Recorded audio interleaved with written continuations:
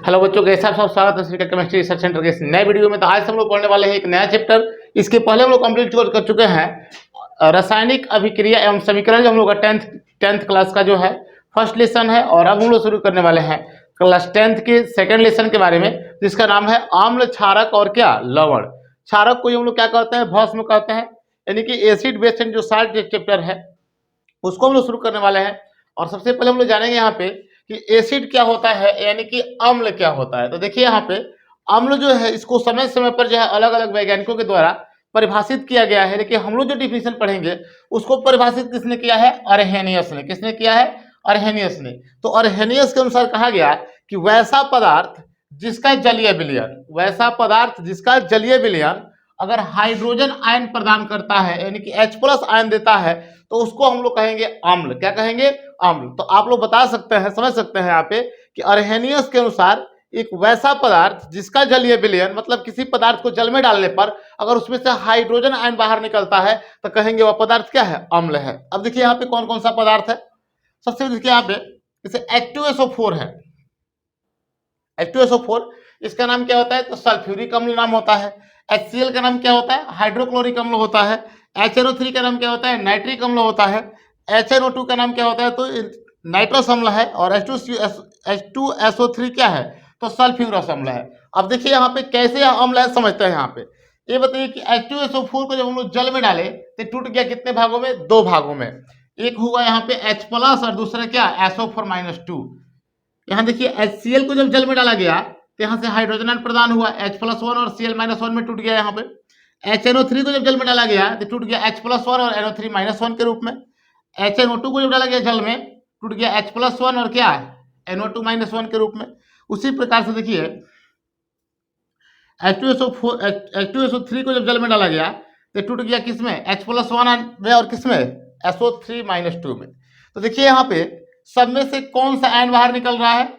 Hydrogen ion बाहर निकल रहा है। तो कह सकते हैं कि वैसा पदार्थ जिसको हम लोग जल में डाले और जल में डालने के बाद वो कौन सा आयन प्रदान किया? Hydrogen ion. तो कहेंगे यह क्या है? अम्ल है। क्या है? अम्ल है। अब देखिए यहाँ पे तो हम लोग समझ गए कि अम्ल क्या होता है। तो सिंपल भाषा में समझ सकते हैं कि वैसा पदार्थ जिसको जल में डालने पर अगर उसमें से टूट करके पूर्णतः हाइड्रोजन आयन बाहर निकलता है तो अम्ल कहलाता है। ये बात किसने कहा था? अर्हेनियस ने कहा था। अब देखिए यहाँ पे अम्लों का कुछ भौतिक गुण के बारे में हम लोग यहाँ पे अध्ययन करना है। एग्जाम में पूछ देता है कि अम्ल क्या होता है, इसके लिए दो भौतिक गुणों को लिखें। तो क्या होता है अम्ल का भौतिक गुण? सबसे पहले समझिए। देखिए जो अम्ल होता है ना, इस अम्ल का स्वाद कैसा होता है? खट्टा होता है। कैसा होता है? खट्टा होता है। तो याद रखिएगा बाबू, अम्ल का स्वाद कैसा होता है? खट्टा होता है। और जितने भी लगभग खट्टे पदार्थ जो होते हैं सभी में लगभग एसिड पाया जाता है। देखिए यहाँ पे दूसरा है आपका जो है अम्ल जो होता है कीटनाशक होता है बाबू। अम्ल कैसा होता है? कीटनाशक होता है। अगर कहीं पे कीड़ा मकोड़ा है अगर वहां पे हम लोग एसिड का छिड़काव कर देंगे तो क्या हो जाता है? सब समाप्त हो जाता है। दूसरा कि जो अम्ल जो होता है वो तीव्र नाशक होता है। किसी भी चीज को सबसे तेजी से नष्ट करने की क्षमता अम्ल में पाया जाता है। जैसे आप लोग देख ही रहे हैं, जैसे हम लोग अगर हाथ वगैरह पर एसिड को रख दें तो बिल्कुल जला देता है हाथ को, या किसी अगर जगह पे एसिड को गिराते हैं तो पूरा क्या उस जगह को क्या करता है? उबाल कर रख देता है।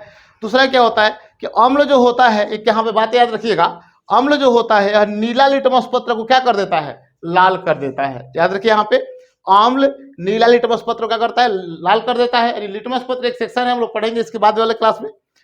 और यहाँ पे पांचवा है कि अम्ल को अगर हम लोग त्वचा पर रखे तो त्वचा क्या कर देता है? जला देता है। तो रहा आपका अम्ल क्या होता है और अम्ल के भौतिक गुण क्या होता है। तो याद रखिएगा बाबू, अर्हेनियस के अनुसार वैसा पदार्थ जिसको जल में डाले और वो पूर्ण रूप से टूट करके हाइड्रोजन आयन प्रदान करेगा तो उसको हम लोग अम्ल कहते हैं। अम्ल के रासायनिक गुण के बारे में नहीं कि प्रॉपर्टीज ऑफ एसिड के बारे में।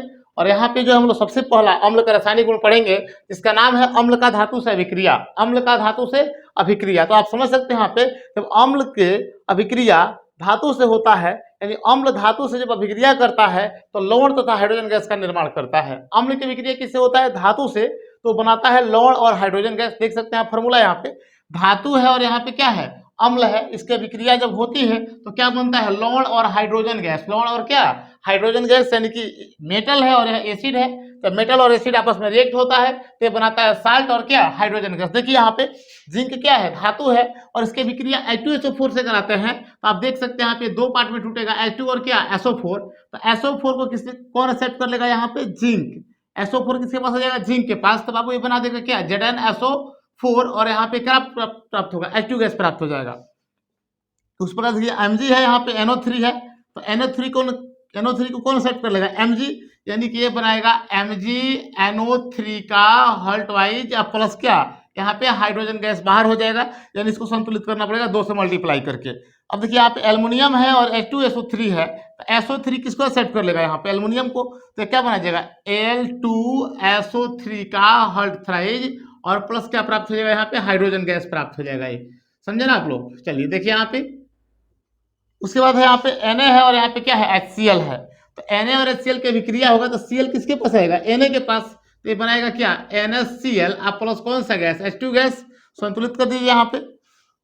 इसके बाद देखिए यहाँ पे पोटेशियम है, इसका विक्रिया KNO3 से कराते हैं, क्या प्राप्त होगा बोलिए, KNO3 प्लस क्या, H2, संतुलित करना पड़ेगा यहाँ पे, फिर 2 से मल्टीप्लाई, और यहाँ पे नहीं, यहाँ पे 2 से मल्टीप्लाई कर देंगे।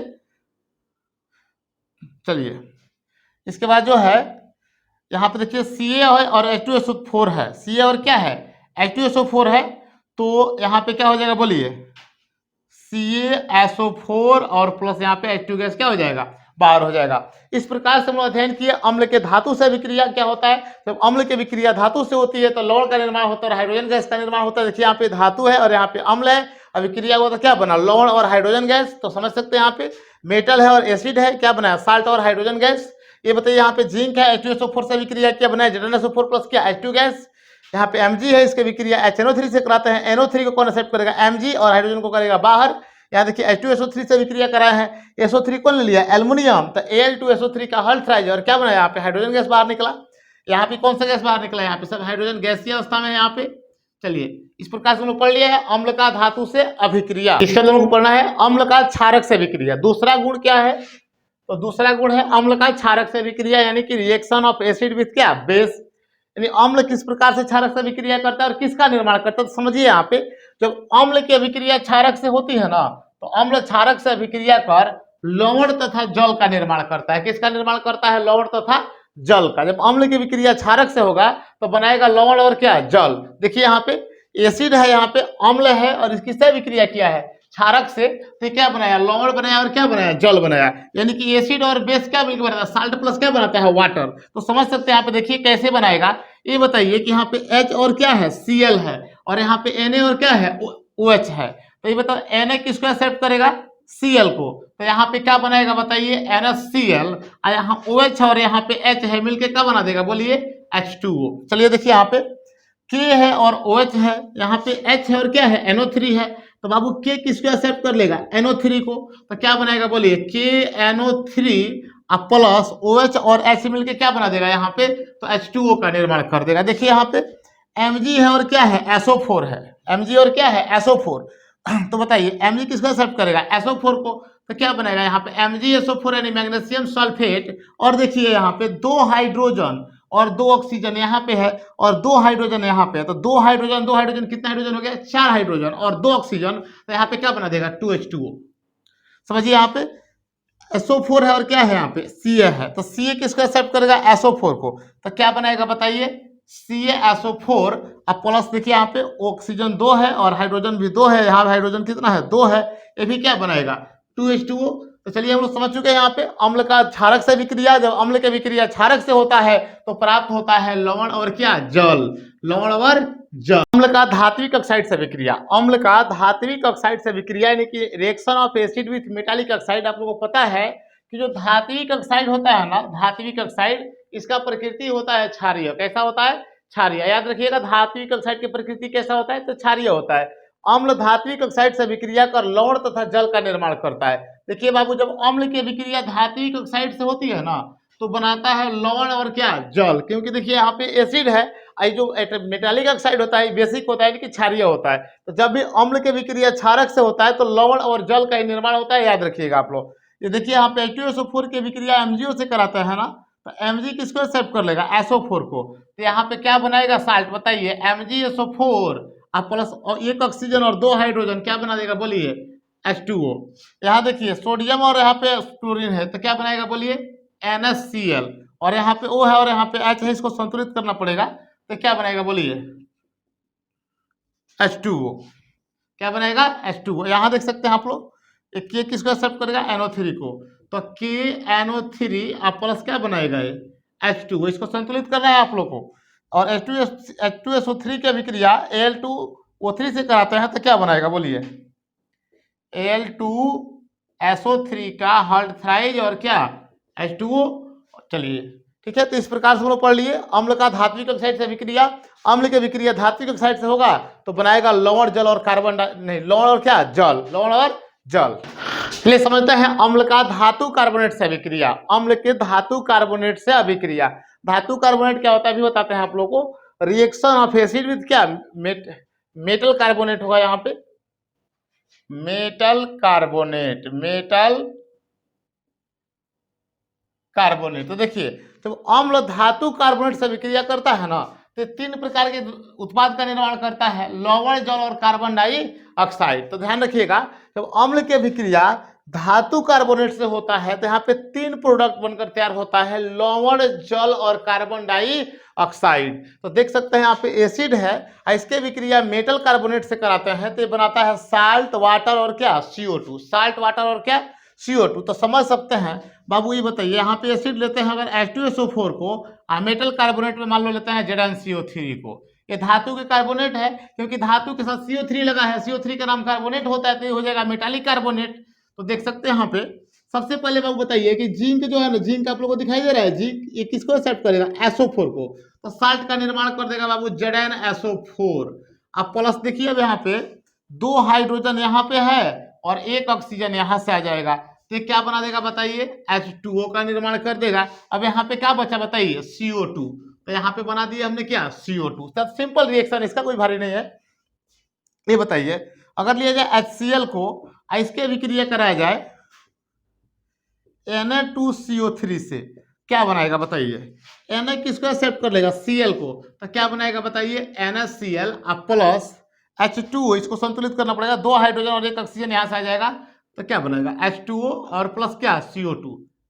देखिए यहाँ पे अगर 2HNO3 को लिया जाए, इसके अभिक्रिया कराया जाए K2CO3 से यानी पोटेशियम कार्बोनेट से, तो बाबू K किसको एक्सेप्ट कर लेगा बताइए, K किसको एक्सेप्ट कर लेगा NO3 को, तो क्या बनाएगा बताइए, यहां बनाएगा ये KNO3 प्लस H2O यानी दो हाइड्रोजन और एक ऑक्सीजन, तो क्या बना देगा बोलिए H2O प्लस क्या CO2।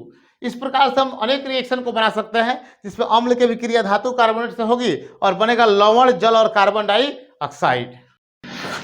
चलिए समझते हैं अम्ल का धातु बाइकार्बोनेट से अभिक्रिया, अम्ल का धातु बाइकार्बोनेट से अभिक्रिया यानी reaction of acid with metal bicarbonate.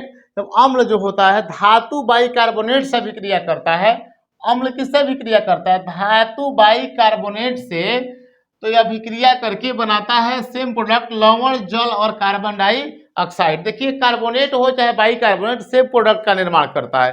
देखिए यहाँ पे अम्ल है और ये धातु बाइकार्बोनेट है, ये बनाता है लवण जल और कार्बन डाइऑक्साइड। तो समझ सकते हैं यहाँ पे, जैसे देखिए यहाँ पे H2SO4 एसिड है कि नहीं है और इसके अभिक्रिया कराया है NaHCO3 से, तो Na किसको एक्सेप्ट करेगा SO4 को। देख सकते हैं यहाँ पे Na जो है किसको एक्सेप्ट करेगा SO4 को, तो क्या बनाएगा बताइए Na2SO4 प्लस ये बताइए कि यहाँ पे H है ना, यहाँ पे H2 है, यहाँ पे क्या है CO3 है, तो क्या बनेगा यहाँ पे बताइए, यहाँ पे जल का निर्माण करेगा और कार्बन डाइऑक्साइड का निर्माण करेगा।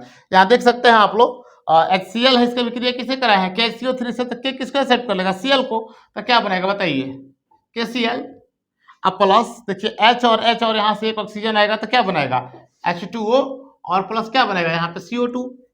यहाँ देखिए Mg और NO3 संतुलित करना पड़ेगा इसको, तो क्या बनेगा बताइए MgNO3 का हॉल्ट वाइज और प्लस क्या बनेगा, आप लिख लीजिए इसको H2O प्लस क्या CO2। इस प्रकार से हम लोग अम्ल के रासायनिक गुण में हम लोग 5 रासायनिक अभिक्रियाओं का अध्ययन किए, जिसमें पहला पढ़े अम्ल का धातु से अभिक्रिया, दूसरा अम्ल का क्षारक से अभिक्रिया, तीसरा अम्ल का धात्विक ऑक्साइड से अभिक्रिया और चौथा अम्ल का धातु कार्बोनेट से अभिक्रिया और पांचवा अम्ल का धातु बाइकार्बोनेट से अभिक्रिया। चलिए इस अभिक्रिया को बनाइए और इसके आधार पर जितना भी अभिक्रिया है सबको आप सॉल्व कीजिए। जो भी आपके मन में आता है कि हाँ कौन अम्ल है, कौन कार्बोनेट है, कौन बाइकार्बोनेट है, कौन ऑक्साइड है, उससे आप अपने से अभिक्रिया को बनाइए और कमेंट सेक्शन में जाकर लिखिए कि आप लोगों को अभिक्रिया समझ में आ रहा है कि नहीं आ रहा है। ठीक है।